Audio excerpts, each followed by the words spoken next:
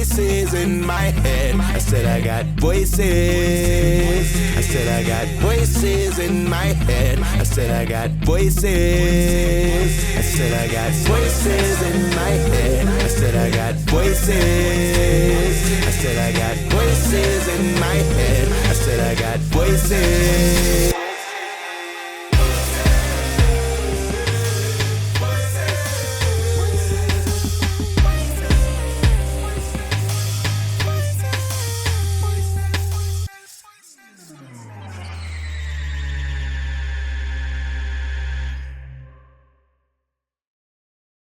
What's up, everybody? Welcome to the first ever official episode of the Voices Podcast, brought to you by Ujamaa. I am host Jarius Freeze, but you can call me Freeze. Sinceruela, Sabondada, Barigani, everyone. So happy to be here with Ujamaa Place, doing some positive speaking. My name is Allan Kingdom. Bless up. Coach Keith, welcome. So, I think everybody should introduce themselves. Just let everybody watching know who you are and why we all came together and why we're starting this podcast. My name is Jarius Freeze again, but you can just feel free to call me Freeze. I'm 21 years old, born and raised St. Paul, Minnesota, representing the East Side. Came to Ujamaa about 5 to 6 months ago, just really starting to figure out what I want to do with my life and getting everything started. I'm a up-and-coming artist and can't wait to just tell you guys more about me and just help spread the message of positivity. I'm Sinceruela, Sabondada. I am an artist. I grew up here in Twin Cities and also in Jos, Nigeria. And yeah, I'm very grateful for Ujamaa Place and the transformative space. I was very different when I first came to Ujamaa Place than from today. Now I'm involved in the community in so many positive ways with herbal healing, with teaching about and reconnecting to African culture, spirituality. So yeah, so grateful. My name is Allan Kingdom. I have known about Ujamaa Place for, I want to say, like about 10 years now, just seeing young men in the community go through the program and seeing how it's shaped them, helped transform them. For some people, it's helped elevate them, and for some people, it's helped get them on the right path. And I connected with the organization officially last year when I went to go speak for a power hour.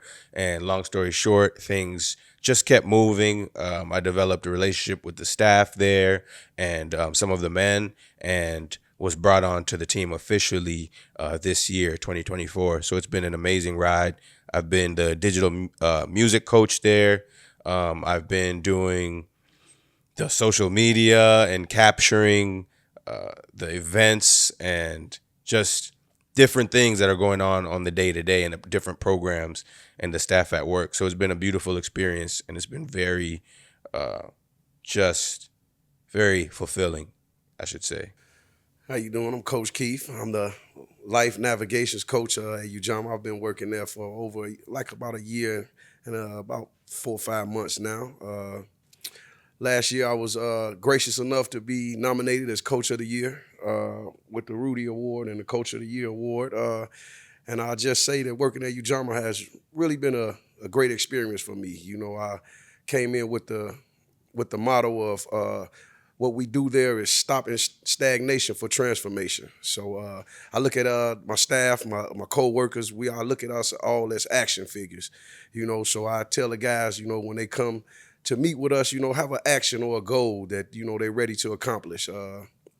But yeah, Ujamaa's doing great things in the community, and just looking forward to continuing to do great things. So again, I'm Coach Keith, and welcome to the space, and welcome to the Ujamaa podcast, as known as Voices. Yeah, so I'd like to segue the intros into why we're here and the place that we're in right now. We're currently at Crypto Cuts, which is a spa that I built with other men in the community. with our own hands. Coach Keith here did the painting, and this is a place for men to be able to come and relax and unwind and get pampered. And so I figured this would be the perfect place just because of the idea behind it to have the young men who are in the program and participating in the program be a part of. And so we are downtown St. Paul, and the organization is based in St. Paul. It just all made sense. I'd like to know, Freeze Sensei, Coach Keith, what were some of the things that you enjoyed or have enjoyed being part of Ujamaa Place, and what do you plan to do moving forward? Like, what are some of your goals, aspirations, etc.? I think for me, at least, one of the greatest things I am looking forward to and I'm just grateful for that I've done with Ujamaa is get my license, because I really didn't think for the longest time I would be able to do that, or let alone just stay focused on something to do it. But also getting a pre-start on my music career and just helping myself build up more as an artist and understanding more of just what I want and what I want to put out into the world with my music. Yeah, for me, I would say, looking back, when like we had like those simple conversations in Ujamaa Place, having somewhere to go and talk about something way on your mind, and it's maybe not too many places for that type of conversation, you know. So that's something that Ujamaa has helped me with a lot in the past. You know, now I feel like we've advanced from that. You know, from the talking, it's a lot of action now. We're moving around, doing a lot of things. I've met so many people at Ujamaa that's led me to new places or similar organizations. So now it's really like action, like Coach Keith said, you know, really action figures with it now. Yeah, and what I really enjoy about Ujamaa is the men itself. You know, the young men that come in. You know, the camaraderie. You know, Ujamaa stands for extended family in Swahili. So I just love the family approach, the family aspect that we give the guys, and I mean, just to see the smiles on their faces. You know, some of the guys come in vulnerable, broken. You know, and I mean, just to see the build up to them smiling and to see the build up to them accomplishing their goals is what wakes me up every day. What keeps me coming through that door. What keeps me motivated to continue to help these young men. So in the community, and I just commend them, for the steps and the actions that they are taking, to take back their life. So some of these guys feel like they lost their life, and we just here to help them get their life back in track and in order. So that's the most enjoying thing about working at Ujamaa and being at Ujamaa Place. Those are beautiful answers. For me, the thing I enjoy about being at Ujamaa is passing on all of the stuff I've learned, like throughout the music industry, throughout my life, just life experience, and it meaning something and being able to help someone else. I think that's been the most fulfilling part for me, because at the same time that you are pouring into others and heightening their sense of self-importance, you're also heightening yours, because you're understanding that your own knowledge and talent, there's utility to that, and it means something. So yeah, I think for me that's the most fulfilling part. The meaning of Ujamaa, family.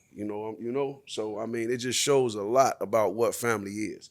There's a lot of organizations, great organizations that stand behind Ujamaa. So I think that Ujamaa is critical to the community.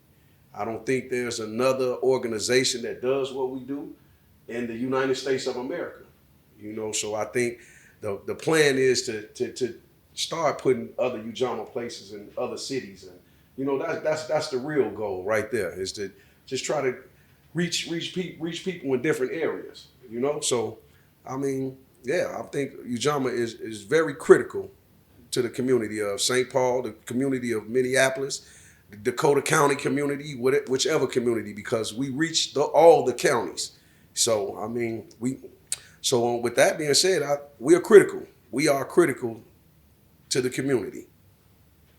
And for me, I think something you don't see a lot of are things for black men specifically, like organizations, programs for black men specifically. I think that's for many reasons. I think anytime you are looking to, I guess, subdue a people, you got to take out the men first. See what I'm saying? And so I feel like it's for many reasons deliberate and some subconscious and not so deliberate. But I'd like to know how the participants feel about that. How do you guys feel about that statement? Yeah, so um, I would say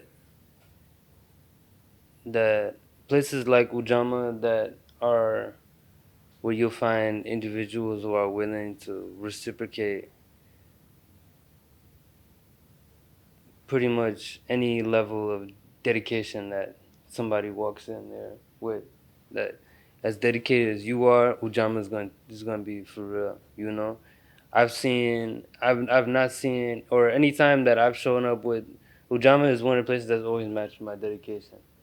If I'm really honestly and authentically invested in this, then Ujamaa is gonna go and find a way for me to help me and to see to that I'm able to prosper in that, you know. And yeah, I feel that that's one of the that's a very powerful, that's a very powerful thing to have, and that's what the community, that's what's going to help the community repair itself, is by, if somebody come and they have, all right, they have this thing that they are passionate about and it's positive and they are really putting in the effort, who can meet them also and give them the opportunity to express that and bring that to the world and bring that to the community. You know, I feel that sometimes there are people who have that, and instead they have a system who's even wanting to destroy it or knock it down, who's not even going to help them bring it out. So when Ujamaa is doing the opposite of what, you know, many other systems are doing, you know, I feel that that's what the community, that's what's really gonna, you know, revolutionize the community. It kind of feels all just like one giant. This might be weird to say, but one giant like ant farm. It's a giant network of not just coaches and men coming through to achieve a goal, but it's multiple people working together to achieve different heights with different goals. Some people want to do music, people want to do photography, some want to learn construction or work and go to a different, just some people are coming through not having housing or coming through to figure out just how can I get better not only for myself but to show my family that I'm doing something positive.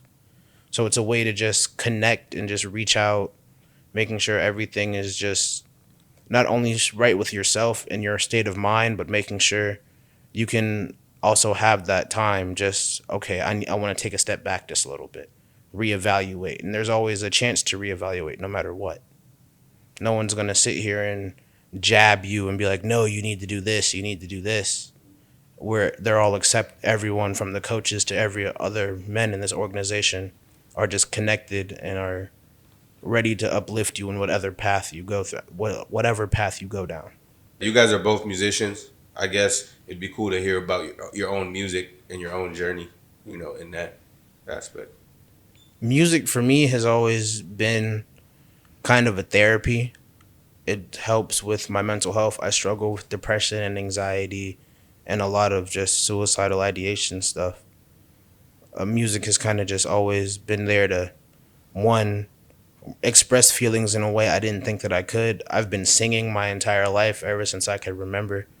And it's just, I don't know, music is just really, it's comfortable. It's what I know I can do other than acting. And I just want to keep going and keep progressing at it. Music, I could say definitely now music is very spiritual, and it's not, it's something that I definitely, I'm very attentive with, very intentional with, really being very intentional and sending out and really using it, like you said, therapy, as a healing modality. So that's one of the reasons behind why I make music, or why I carry on the tradition of music. Really, there's so many before, and all of these forms of music, that we have now, if it's modern, it's coming from jazz, which is coming from blues, and it go back to Africa, go back to the drum, so it have sacred roots. So I keep that, yeah, I keep that close. Yes, so I shout out to All Around Visuals. They have a new music video for Amorca, and there's gonna be more soon. Yeah, and also, what I mean, blessings to the fam out in Fouave. I hope when I watch this. So yeah. I haven't, even started thinking of video ideas yet. I'm still really wanting to figure out kind of the message I want to send out to the world. The song that I have, again, I said this even when I was performing it. It's not the song I thought I would have started out with, but I'm glad I did it because it's one of the most impactful ones that I have, and one of the main messages I want to send across. As long as you're dedicated to something, you can never really fail. Yeah, that's real. When you're unwavering, when you're always and that's it's so many things like that in life that it takes go again, consistency. That's what builds so many things. If you look at nature, water can create a path through the stone, by dropping little drop every day. So many things are like that in this world, in this physical world, that it requires consistency. If you're just being compulsive and going over here and going over there, what's that? Da da da, distracted, then it's not gonna have a concentrated impact. So yeah, you say the dedication, you know what I mean? So yeah. In middle school, me and my friends would always try to see who could come up with like the best garage band beat during lunchtime, and whoever would make the best beat, we would have to freestyle it to, or go off the top and just try to come up with something to match the beat. And I think over time I like doing this. I like being able to express myself in a way that doesn't only make me feel better about myself, but makes me feel like I'm more present in the moment of what I want and what I'm doing. And yeah. Yeah, for me, it started as a youth,